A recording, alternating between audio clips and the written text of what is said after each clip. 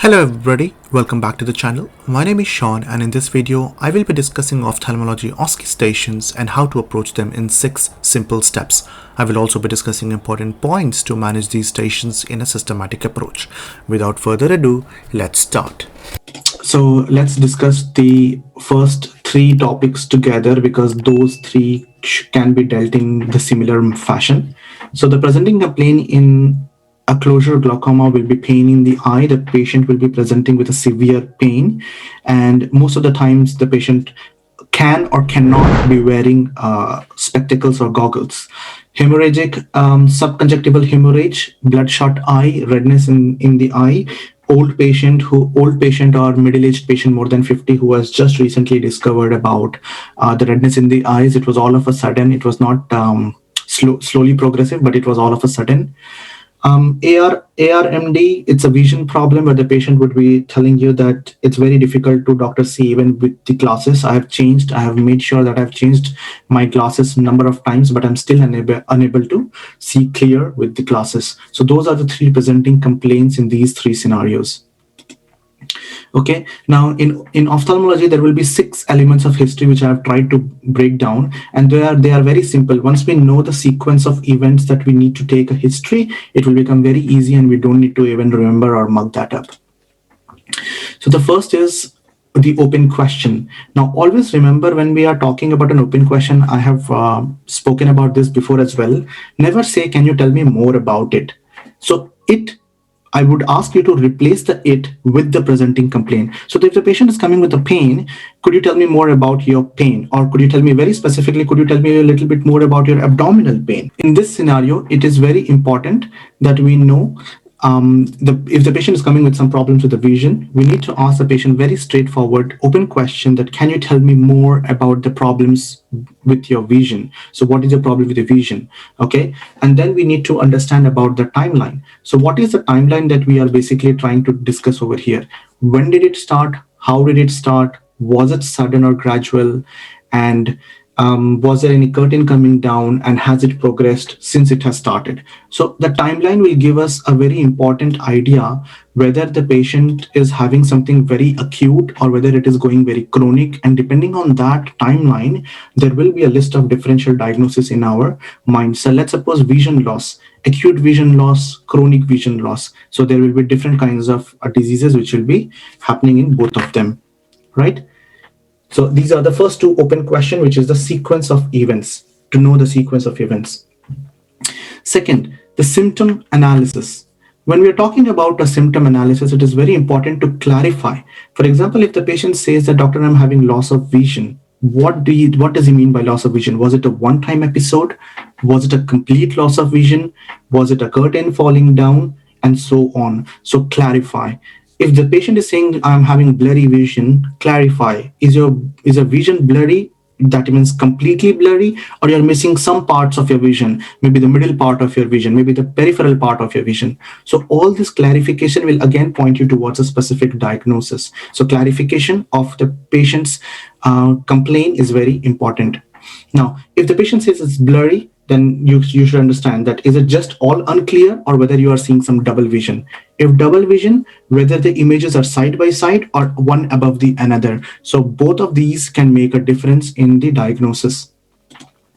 Okay, now the sight, very important. Whenever we have pain, whenever we have something which is happening in the limbs, eyes, face, we always tend to forget that is it happening on one side or both the sides. It's very important to elicit that, whether it is on both the sides or one side of the eye.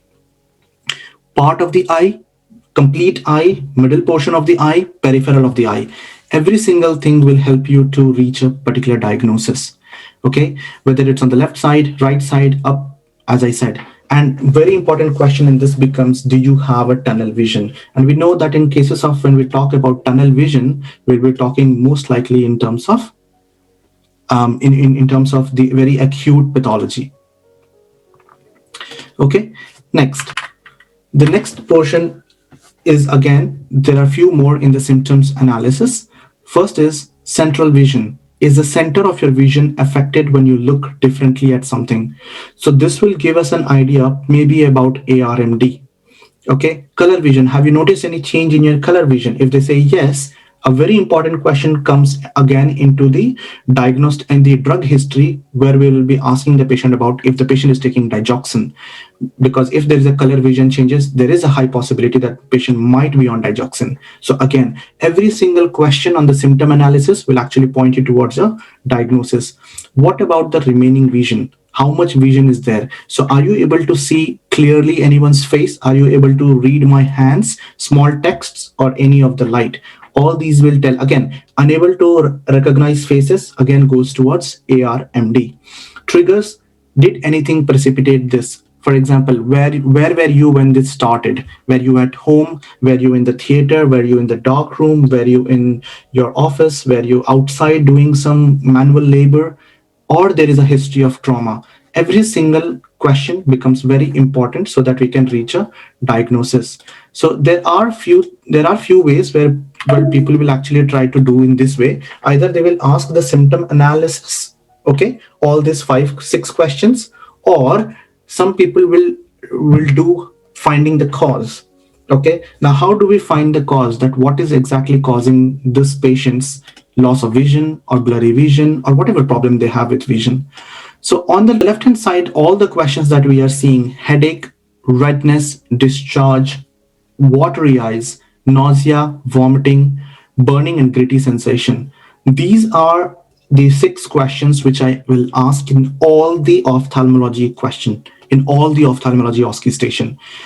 Other questions will depend about how the patient has told the presenting complaint. As I said, the presenting complaint is very different. It's in glaucoma case, it's pain in the eye. In hemorrhage, it's just redness.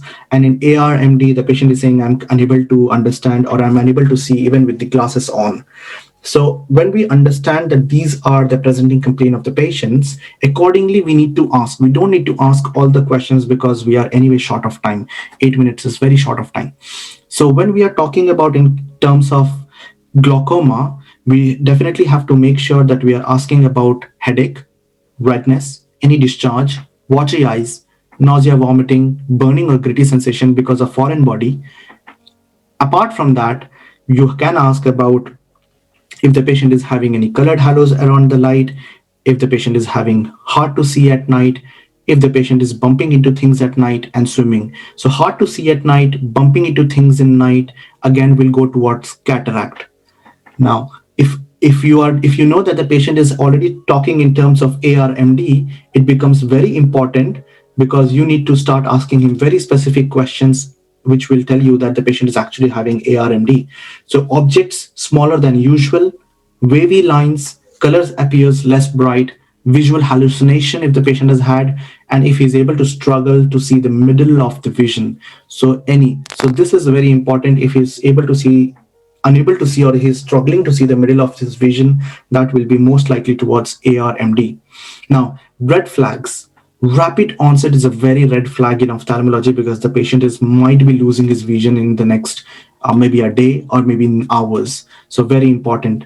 Pain is very important, because if it's pain, you're most likely thinking in terms of glaucoma, and glaucoma can lead to blindness. Trauma, acute injury, again, it's a risk factor. If the patient is wearing lenses, any of the symptoms can take place, and swimming itself is a risk factor. Okay, so this is the finding the cause. So once you know what the patient is talking about, so you can specifically put your questions on the specific way, so that we know that what the patient is thinking. And if the patient says yes in all of those scenarios, we know that we are moving in the right track. So we will be knowing that we are finding the cause. Now, few people do it in that way, knowing the finding the cause, or they follow the system where they actually see what is the symptom analysis. But some people in the UK specifically, they do a system review. So whatever questions you ask, they will still undergo all the system review in terms of that particular system. So here in system review, they'll ask about pain. For example, do you have any pain in your eyes or around your eyes? Is it painful to move your eyes? And any headaches? Okay, in terms of redness, of course, have you noticed any redness in your eyes? For flashes and floaters, have you noticed any flashes of light or floaters around your eyes? Nervous system, have you seen any zigzag lines? Do you have any weakness or pins and needles? Thinking about stroke or TIA, emesis fugax, maybe if the patient has complained of one-time vision loss. Colors appearing less bright, ARMD, smaller than usual, ARMD. Have you had any trouble with your speech? Again, thinking about stroke. Then comes temporal arthritis. Do you get a cramping pain in your jaw when you're chewing food? Or is it painful to comb your hair? All these will tell us about temporal arthritis.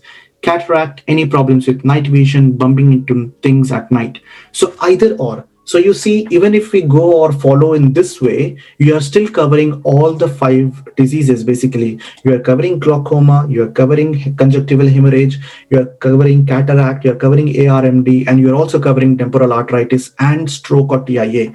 So this is how people do follow in the UK, because it covers most of the stuffs. But additionally, whatever we have been following, we can follow in another way. So I've told you two different ways of doing things. Whichever you feel is comfortable, do follow that. Now, patient's perspective. Once you have done with the history, it's very important in cases of all the medical cases or surgical cases or history-based scenarios. It's very important. I've told before that ICE is always to be asked, because this is where you will be actually marked on your IPS skills in the history-based station during the history part. So feeling an effect on life. So how has your vision or how has your change in vision affected you? Very important question to ask. If it's acute, maybe you might not ask, but if it has been going for like 5, 6 days, 10 days or months, it's very important. How has this change in vision affected you or your life? Okay, ideas. Now, do you have any ideas yourself about what could be causing this thing or what could be causing this vision problem? Concerns, very important. Is there anything you are particularly concerned could be causing it? Okay, because we know in most of the scenarios patients do ask cancer. In this scenario, patient will not ask cancer, but there could be some additional concerns which the patient might elicit.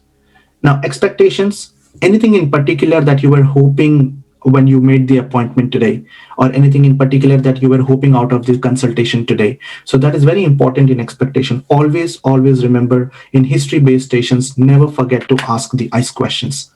Try to do at least ideas and concerns, if not expectations. If you're running out of time, that's okay. At least do ideas and concerns. Okay, now the background information: past medical history, drug history, family history, and social history. You know all the questions. I'm not going to go in detail.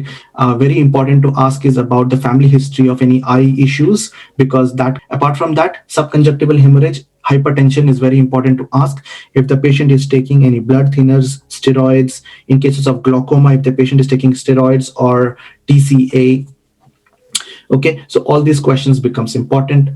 Past medical history: if the patient is having depression, if he says yes, then you ask what drug is he on. Is he on any TCA? If yes, then you know amitriptyline can cause glaucoma, right? Then you should ask about, have you had any troubles in the past, or this is the first time you are having this?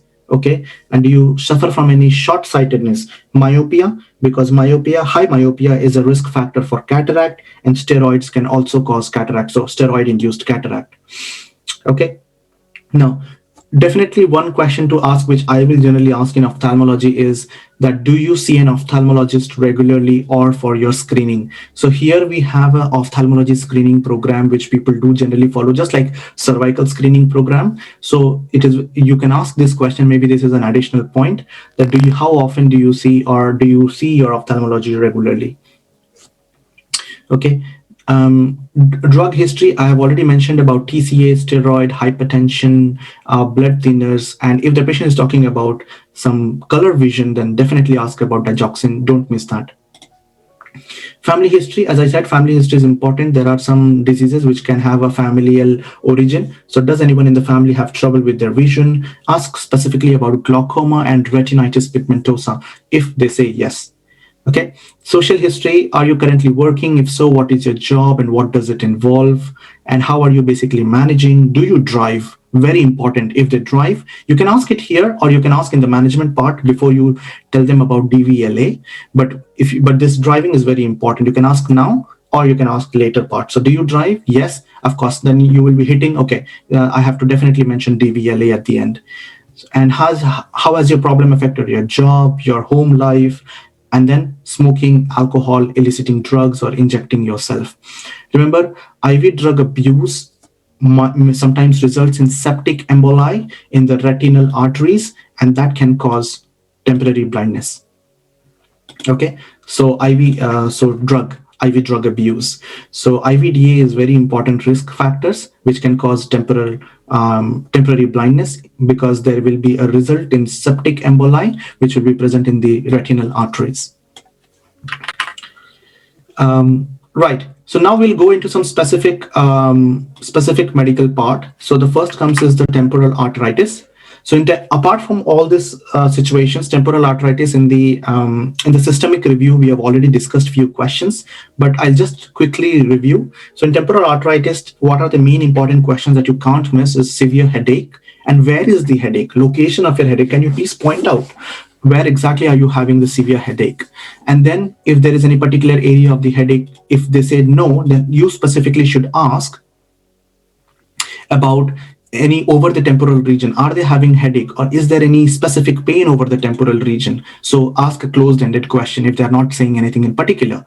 Now ask about jaw claudication, scalp tenderness while combing the hairs, and any proximal muscle stiffness and aching. So all these questions, very important. Those are signs and symptoms. And vision loss, because the patient in temporal arthritis most likely either will come with headache, or 99% of the times they'll come with a vision loss. Doctor, I had one episode of vision loss.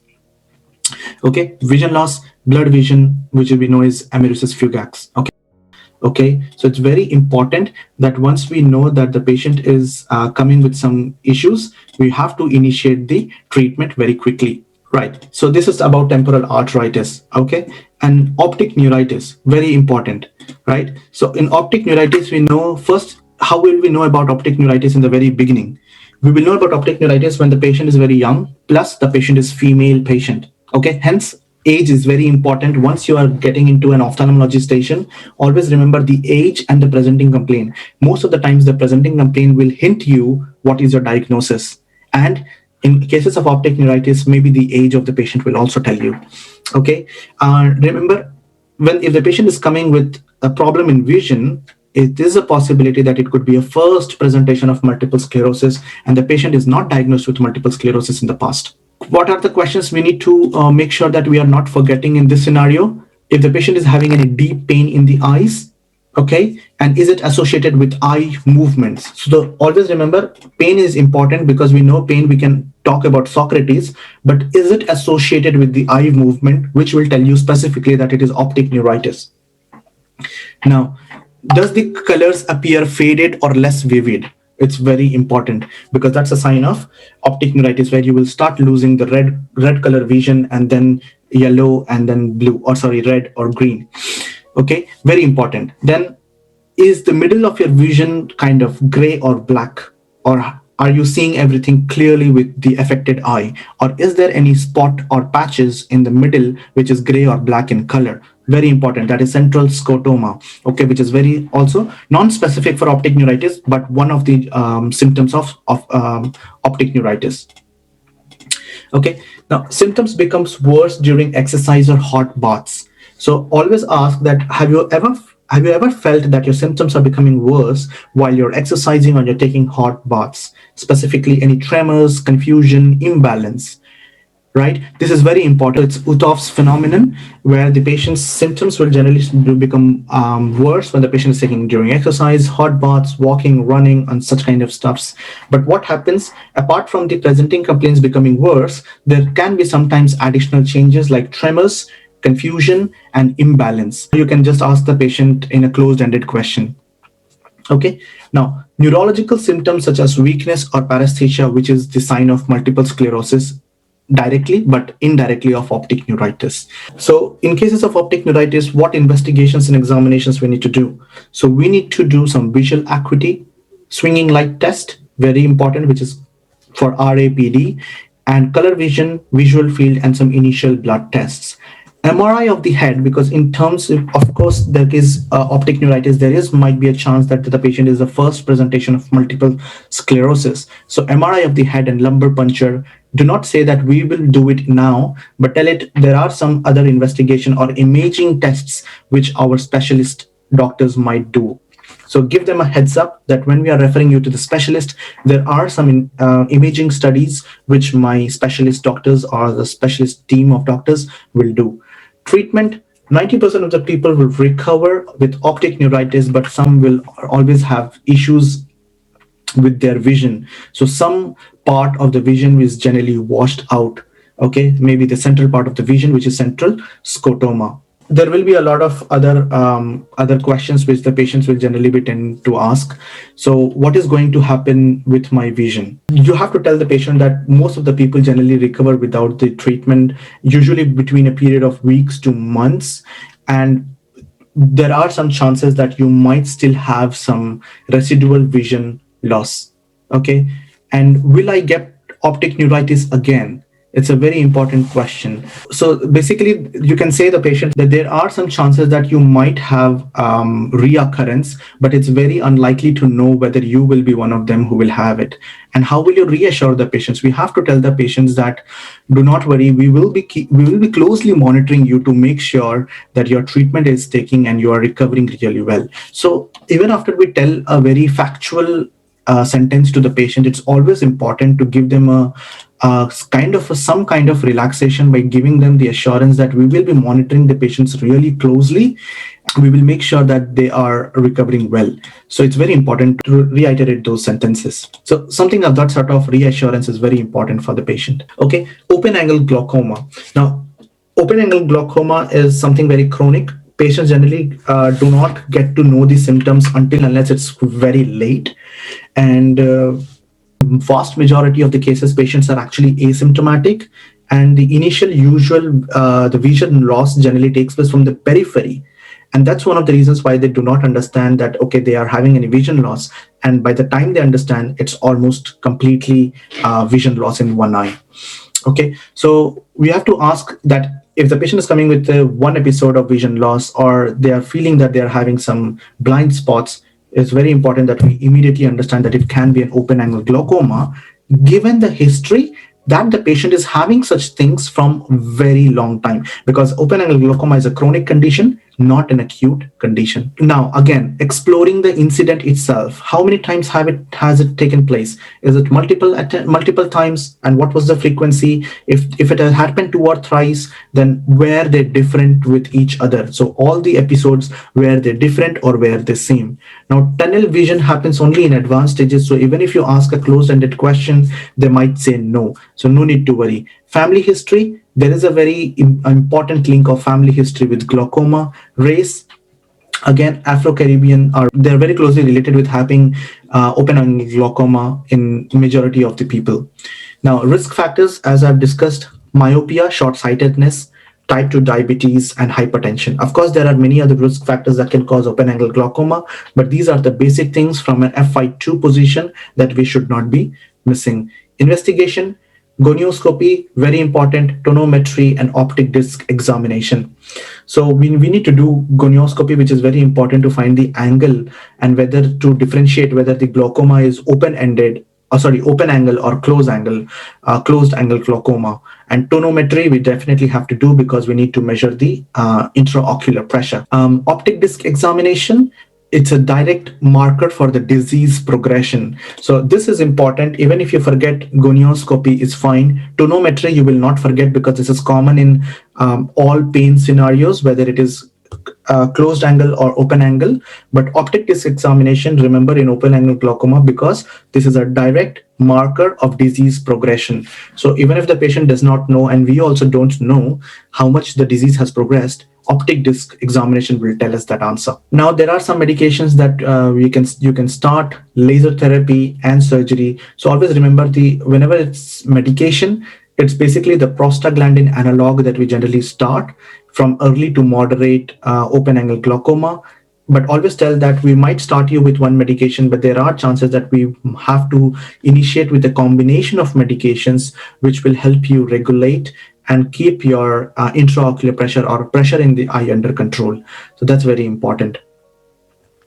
Refer. Why do we need to refer the patient? We need to refer the patient because they need to bring the pressure under control. So you have to refer them to the eye clinic. And what will they be doing? You have to make sure, you have to tell the patient that we will be continuously monitoring your intraocular pressure, your pressure in the eye, the optic disc, and the visual field. So there is high chances that we will be calling you in intervals of time so that we can regular monitor your eye.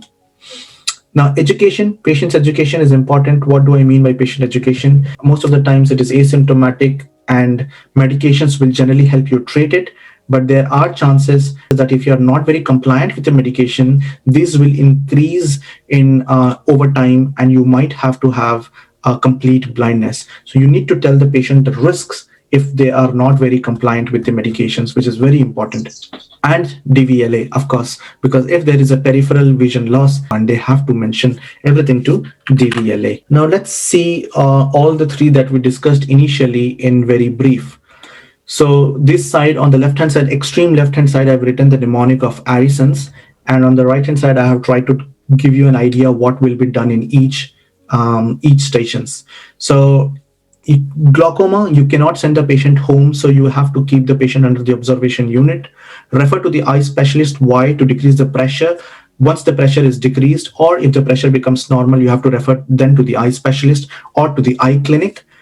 And then investigations, tonometry, of course, because we need to check the pressure. And how we start the drugs, we start with timolol, beta blocker, acetazolamide, and pilocarpine. All three have different functions. So timolol will give to decrease the fluid production. Acetazolamide will give only after consultation with the senior. We generally don't start acetazolamide, and we can give pilocarpine to constrict the pupil. Very important, treat the other eye as well. It's very important to treat the other eye, because if the glaucoma has taken place in one eye, there is very high chances that it might affect the other eye as well.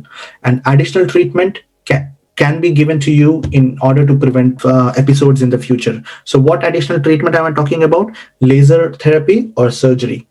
Okay, so those are the additional treatment. You can take the name, you cannot take the name. It's upon your own discretion. Holistic approach, if the patient is wearing a sunglasses, you ask them to remove, because wearing sunglasses and coming in and out of a darker shadow to a bright light generally worsens symptoms.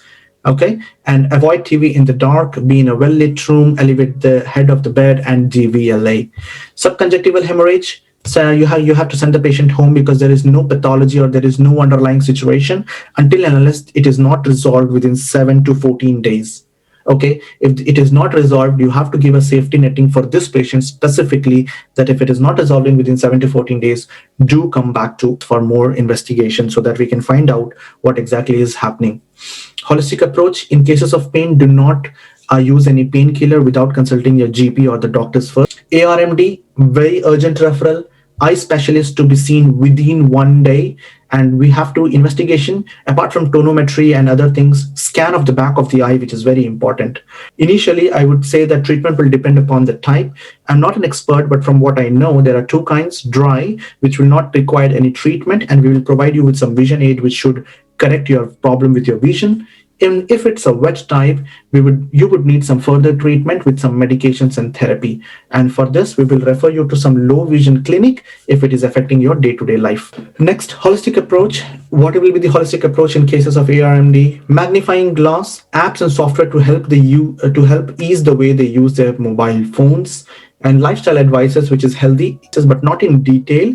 Just say that you should be maintaining your lifestyle and you should be eating healthy and trying to live a very healthy life. Just one sentence. Don't go in detail and don't make it a lifestyle station. Special training to make the most use of your remaining vision. So there is some special training called as eccentric viewing training. Don't have to take the name. If you know the name, more than welcome to take the name. I would generally not take the name for such things, because sometimes if you are overwhelmed, you might interchange the terms. So I would just say there are some special training for you to make the most use of your remaining vision. DVLA, always if it is both eye involvement and the vision is below the minimum driving standards. Okay, then apart from that, I have not written the other part of Addison. So you can talk about the follow-up, you can talk about leaflet, and you can talk about safety netting that I have given in cases of subconjunctival hemorrhage.